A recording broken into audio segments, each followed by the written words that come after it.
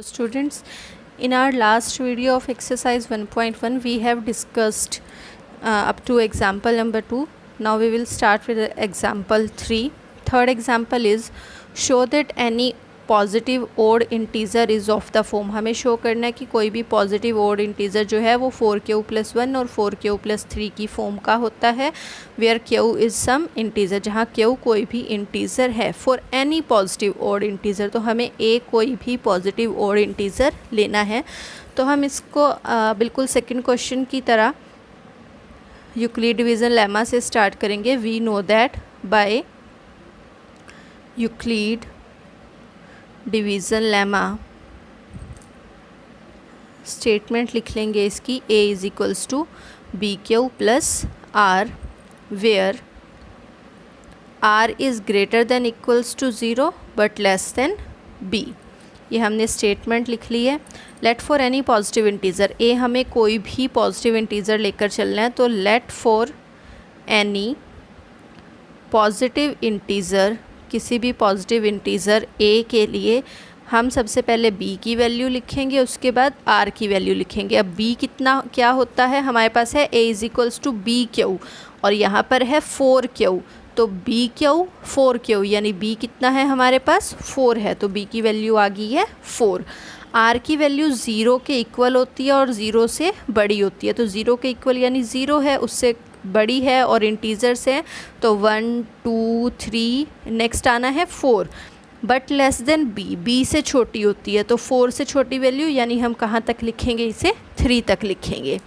अब हम a की वैल्यूज़ लिख लेते हैं. a इज़ इक्वल्स टू हमारे पास है b की जगह हमें लिखना है 4q प्लस r कितना है 0, और a is equals to B Q plus r की वैल्यू 1 बाय 1 ये सारी वैल्यूज़ पुट करनी है हमें r की, और b की सेम रहेगी जो 4 है, और a is equals to 4q plus 2 और a is equals to 4q plus 3. 1 by 1 हमने r की सभी वैल्यूज़ यहाँ पर पुट कर ली हैं.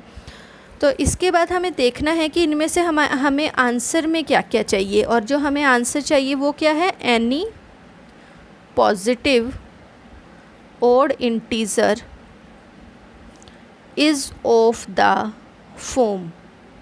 ये हमने अपने क्वेश्चन में से ही लिखा है जो यहाँ पर दिया गया है, any positive odd integer is of the form. अब देखेंगे कि क्या ये दोनों हमारे पास आंसर में आते हैं और हमें ओड इंटीज़र लेना है. तो हम इसके लिए क्या करेंगे, यहाँ ये जो q दिया गया है, q की वैल्यू 1 2 और 3 पुट करेंगे. तो q की वैल्यू सबसे पहले 1 रखते हैं, 4 1 जा 4, 0 ऐड करेंगे 4, 4 2 जा 8, 0 ऐड करेंगे 8, 4 3 जा 12, 0 ऐड करेंगे 12.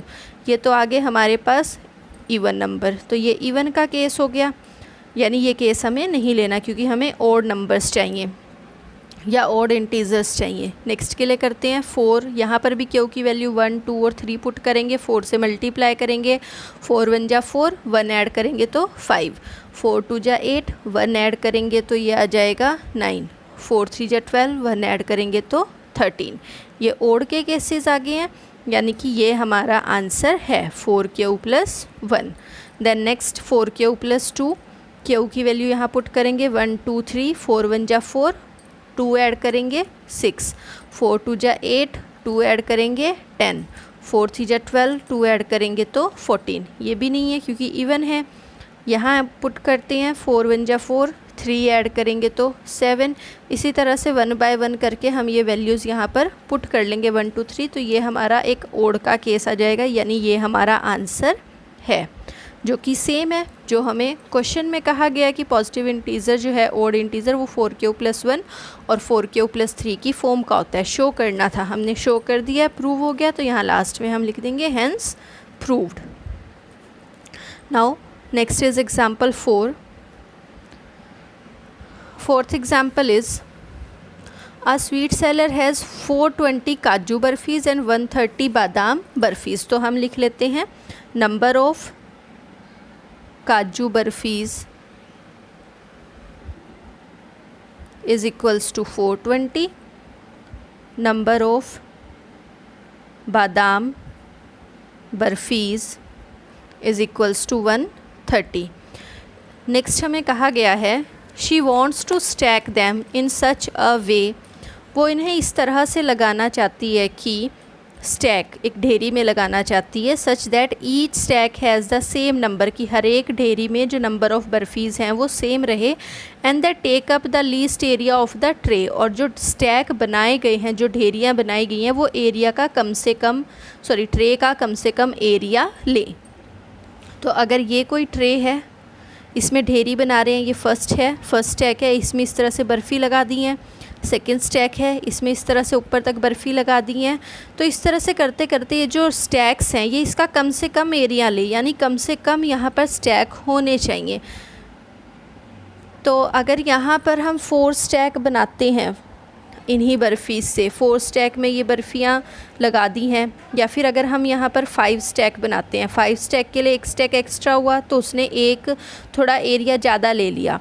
अगर हम 5 स्टैक ना बनाकर 4 स्टैक बना रहे हैं तो 4 स्टैक में नंबर ऑफ़ बर्फ़ीज़ ज़्यादा होंगी, क्योंकि ये बर्फ़ी भी तो यहाँ ऐड हो रही हैं। इसका कहने का क्या मतलब है कि लीस्ट एरिया यूज़ करें जो स्टैक है, तो इसका मतलब है कि नंबर ऑफ़ बर्फ़ीज़ जो हैं हर एक स्टैक में वो ज़्यादा होंगी, यानी कि हाईएस्ट या फिर लार्जेस्ट, या फिर हमें यहाँ पर मैक्सिमम नंबर ऑफ़ बर्फ़ीज़ निकालना है जो हर एक स्टैक में लगें। तो जब भी हमें ये टर्म्स यूज़ करनी होती हैं, यहाँ हम फाइंड आउट करते हैं HCF। आगे कहा गया है what is the number of that use हुआ है बर्फ़ी के लिए, can be placed in each stack, हर एक स्टैक में कितनी बर्फ़ी रखी जाए ये हमें बताना है। तो यहाँ हमें ऐसा कुछ नहीं दिया गया कि HCF फाइंड आउट करना है या हाईएस्ट, लार्जेस्ट या मैक्सिमम पता करना है। इस लीस्ट एरिया से हमने ये कंडीशन निकाल ली है कि अगर लीस्ट एरिया यूज़ हो रहा है, यानी कि जो नंबर ऑफ़ स्टैक्स हैं वो कम है, which means that number of barfis जो हैं वो ज़्यादा होंगी। तो हमें इस क्वेश्चन में क्या फाइंड आउट करना है, HCF ऑफ 420 एंड 130, इन दोनों का हमें HCF यहाँ पर फाइंड आउट करना है। HCF फाइंड आउट करने के लिए यूक्लिड डिवीज़न लेमा यूज़ करेंगे, 130 से डिवाइड करेंगे, ये A है ये B है, स्मॉलर नंबर से लार्जर नंबर को डिवाइड किया जाता है, तो 133 जा 390, रिमाइंडर आ जाएगा यहाँ पर 30, इसे हम लिखेंगे 420 इज़ इक्वल्स टू, इस तरह से होता है A B Q R, जैसे फर्स्ट एग्जांपल में भी बताया गया था। तो A B Q और ये है हमारे पास R, तो क्या होता है हमारा lemma, A is equals to B Q plus R, dividend, divisor, quotient, remainder. तो A 420 is equals to B Q, B 130 multiply Q, तो मल्टीप्लाई 3 प्लस R है हमारे पास 30, ये फर्स्ट स्टेप हो गया इसका। इसके बाद जो भी हमारा रिमाइंडर होता है इसके पास हम डिवीज़न का साइन बनाते हैं, और ये जो B है इसे हम डिविडेंड लिख देते हैं। जो B था पिछले केस में अब वो क्या हो जाएगा A, और ये जो R था ये क्या बन जाएगा B। अब 130 को डिवाइड करेगा, 30 4 जा 120, माइनस करेंगे इसे, यहाँ आ जाएगा 10। तो अब हम सेकंड केस की बात करेंगे। सेकंड केस में क्या हो रहा है, 130 को 30 डिवाइड कर रहा है, तो A is equals to B into ये Q प्लस R। हमें तब तक डिवाइड करना होता है जब तक रिमाइंडर ज़ीरो नहीं हो जाता। नेक्स्ट स्टेप करेंगे। अब पिछले जो स्टेप था उसमें 30 डिवाइड कर रहा था, अब वो अंदर आ जाएगा, डिविडेंड बन जाएगा। जो भी डिवाइज़र होता है उसे हम नेक्स्ट स्टेप में डिविडेंड बना देते हैं, या फिर B को हम A बना देते हैं। तो ये A हो गया, ये B है, यहाँ Q आएगा 10 3 जा 30, माइनस करेंगे, ये रिमाइंडर आ गया 0। तो A is equals to B Q plus R, remainder 0 हो गया। तो यहाँ पर हमारी डिवीज़न भी कंप्लीट हो गई है। तो HCF क्या बनेगा यहाँ पर, HCF of 420 and 130 is equals to, दोनों का HCF क्या होता है, जिससे लास्ट टाइम हमने डिवाइड किया होता है। तो लास्ट टाइम डिवाइड किससे किया है, 10 से, तो इसलिए हमारा आंसर भी कितना है यहाँ इस क्वेश्चन में, हमारा आंसर आ जाएगा 10। तो हमें फाइंड आउट करना था number of barfis in each stack. हर एक स्टेप में नंबर ऑफ़ बर्फीज़ कितनी आई हैं? 10। यही हमारा इसमें आंसर है। Now let us start our exercise 1.1।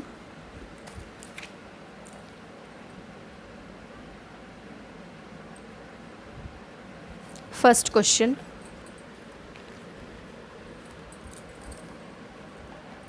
First part,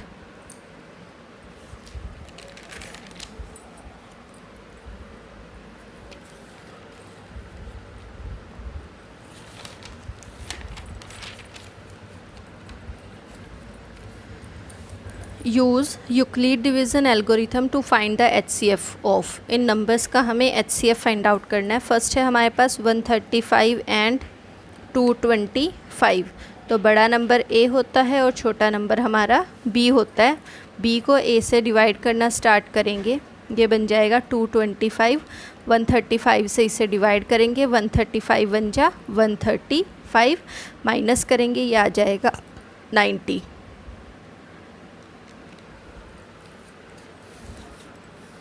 तो हम अपना फर्स्ट स्टेप इसका राइट डाउन करेंगे। A, B, Q और ये हो जाएगा R। तो A यानी 225 is equals to B 135 multiply Q। ऐसे होता है ना, A is equals to B Q plus R। तो इसके अकॉर्डिंग लिखेंगे A B Q 135 multiply 1 plus R है यहाँ इस केस में 90।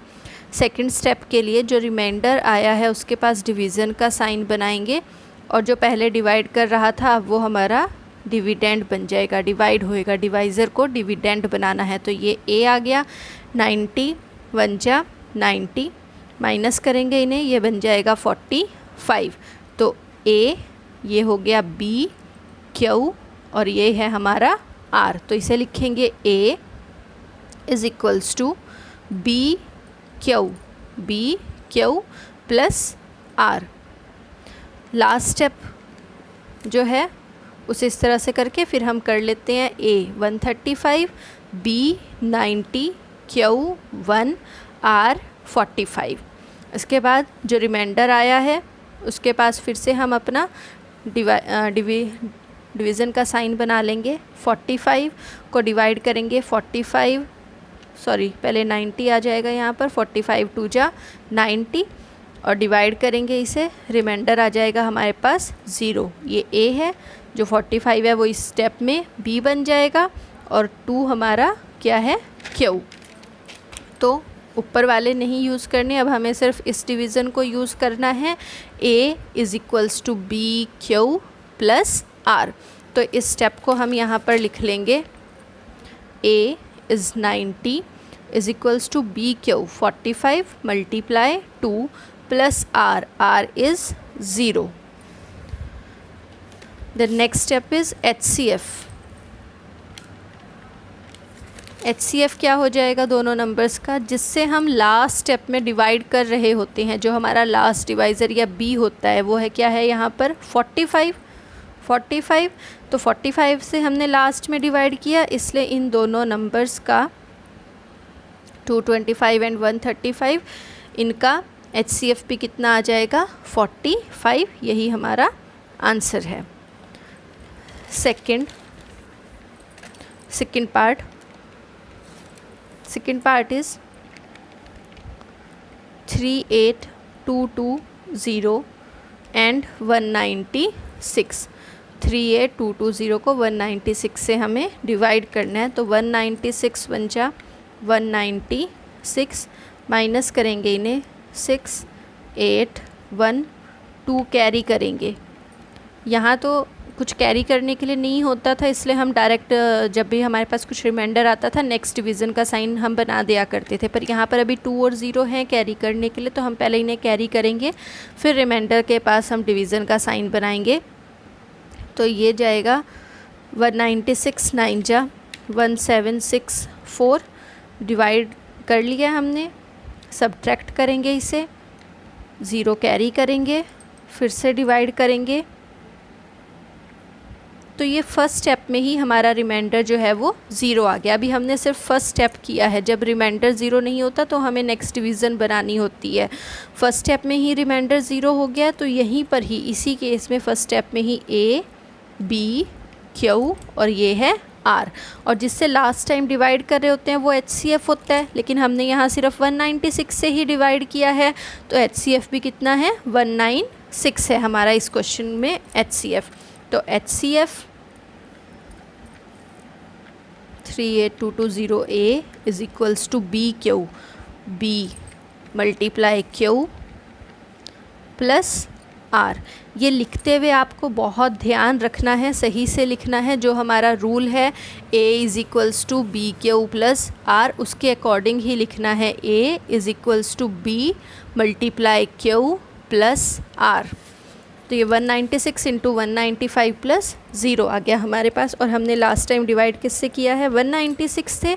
तो HCF of 38220 and 196 is equals to 196। Now third part,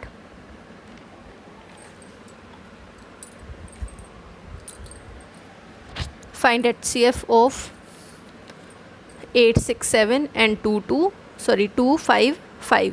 867 और 255 का हमें HCF फाइंड आउट करना है।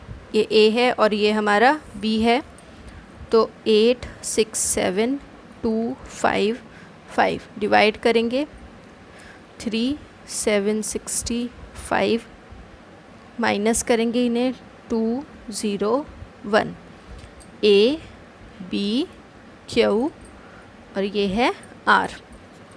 तो हम इसे भी लिख लेते हैं, A is equals to BQ plus R की फॉर्म में।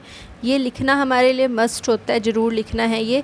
A is equals to B multiply Q plus R। अब सेकंड स्टेप के लिए जो हमारी डिवीज़न है वो बनाएंगे यहाँ रिमाइंडर के पास, और B को हम अब A बना देंगे। जो हमारा डिवाइज़र था अब वो क्या बन जाएगा, dividend.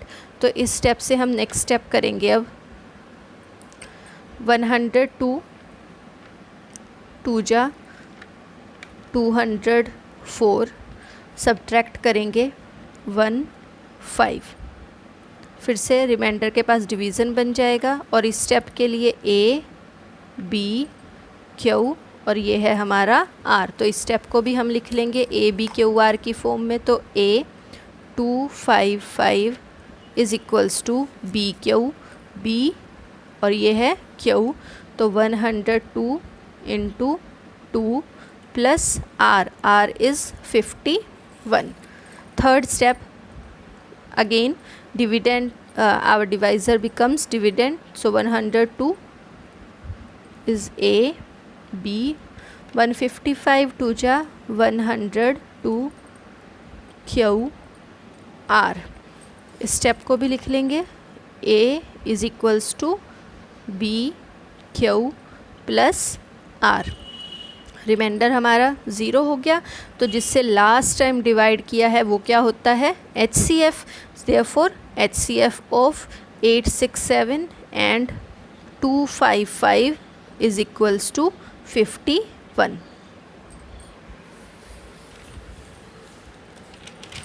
Now question number 2, show that any positive odd integer is of the form 6q plus 1 or 6q plus 3 or 6q plus 5. It is similar to example 3। बिल्कुल हम example 3 की तरह ही इसे स्टार्ट करेंगे। यहाँ पर हमें दिया गया है 6q, BQ प्लस R होता है, यहाँ है 6q, यानी हमारे B की वैल्यू कितनी है, 6 है। तो B को हमें 6 लेकर चलना है, और R की value greater than equals to 0 होती है, तो 0 से काउंटिंग स्टार्ट कर देंगे, 0 1 2 3 4 इस तरह से। बट लेस देन 6 से छोटी वैल्यू तक लिखना होता है, तो कहाँ तक लिखेंगे, R की वैल्यू हम इस क्वेश्चन में 5 तक। तो सिमिलर टू एग्जाम्पल 3, बिल्कुल उसी तरह से हम लिखना स्टार्ट करेंगे। We know that by Euclid division lemma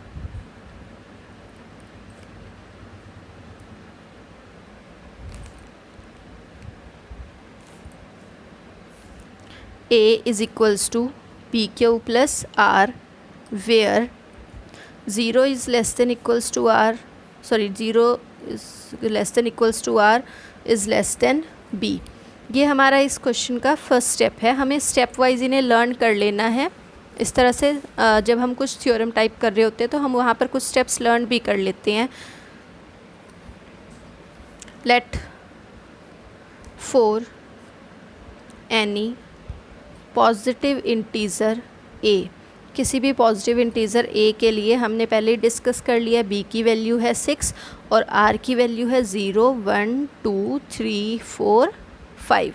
तो हम यहाँ पर जो हमारा लेमा है a is equals to B Q plus r, इसमें b की वैल्यू 6 और r की वैल्यू 1 by 1 0 to 5 हम यहाँ पर पुट करेंगे। Therefore a becomes 6 q plus 0 और a is equals to 6 q plus 1 और a is equals to 6 q plus 2 और a is equals to 6 q plus 3 और a is equals to 6 q plus 4 और a is equals to 6 q plus 5। हमने ये सारी values यहाँ पर put कर ली हैं।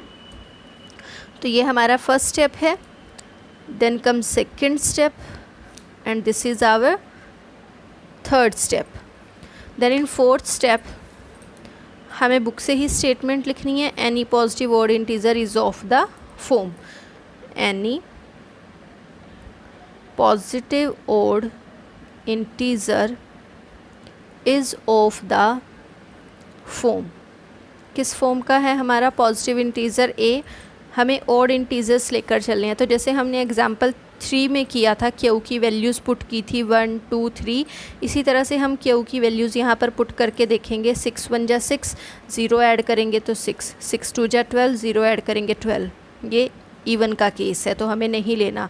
यहाँ 6 की वैल्यूज़ पुट करेंगे, हर एक केस में हम इसी तरह से 6 की वैल्यूज़ पुट करेंगे। 6 1 जा 6, 1 ऐड करेंगे 7, 6 2 जा 12, 1 ऐड करेंगे तो 13, यानी ये एक हमारा आंसर आ गया। फिर यहाँ इन सब में हमें इसी तरह से पुट करना है। तो ये हमारे इवन के केस बनेंगे और ये ओड के केस बनेंगे और a is equals to 6 q plus 3, जो ओड वाले केसेस हैं वो हम यहाँ पर लिख लेंगे। तो ये होता है हमारे क्वेश्चन का फोर्थ स्टेप। तो आपको स्टेप्स कुछ इस तरह से याद रखने हैं। यहाँ तक सब क्वेश्चन सेम होते हैं, सिर्फ b और r की वैल्यू हमें फाइंड आउट करनी होती है। उसके बाद आंसर के लिए हमें बस यहाँ देख लेना होता है कि जो हमें केस पूछा गया उसमें कौन कौन से हमारे वैल्यूज़ आ रही हैं। तो ये बिल्कुल हमारे सिमिलर आ गया क्वेश्चन के जैसे 6 q plus 1, 6 q plus 3 and 6 q plus 5 same values आ गई हैं। यही हमें शो करना था और ऑड इंटीजर्स के लिए। तो ये भी क्वेश्चन प्रूव हो गया, hence proved. Next question number 3, an army contingent of 616 members is to march behind an army band of 32 members in a parade। किसी परेड में 32 मेंबर्स हैं आर्मी बैंड के और 616 मेंबर्स हैं आर्मी कंटिजेंट के जिन्हें इनके पीछे चलना है। The 2 groups are to march in the same number of columns. जो इनके कॉलम्स हैं जिनमें खड़े होंगे ये सब वो सेम रहने चाहिए। What is the maximum number of columns in which they can march. तो हमें मैक्सिमम नंबर ऑफ कॉलम्स निकालना है, मैक्सिमम फाइंड आउट करना है, यानी हमें क्या फाइंड आउट करना है, इनका दोनों का HCF फाइंड आउट करना है। तो जो हमें दिया गया है वो हम लिख लेते हैं। Number of members of army band, number of members of army contingent, यही हम यहाँ पर लिख लेंगे।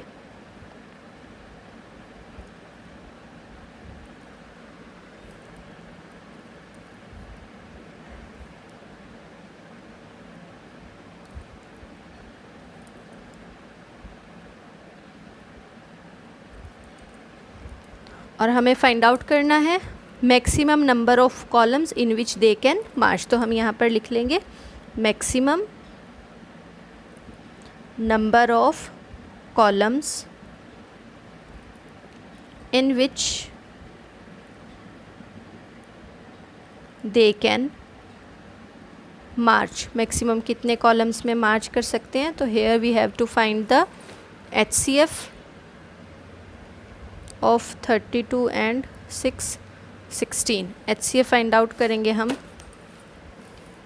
डिवाइड करेंगे 6 16 को 32 से, 32 1 जा 32, सब्ट्रैक्ट करेंगे 29, 6 कैरी करेंगे, 32 9 जा 288, सब्ट्रैक्ट करेंगे 8।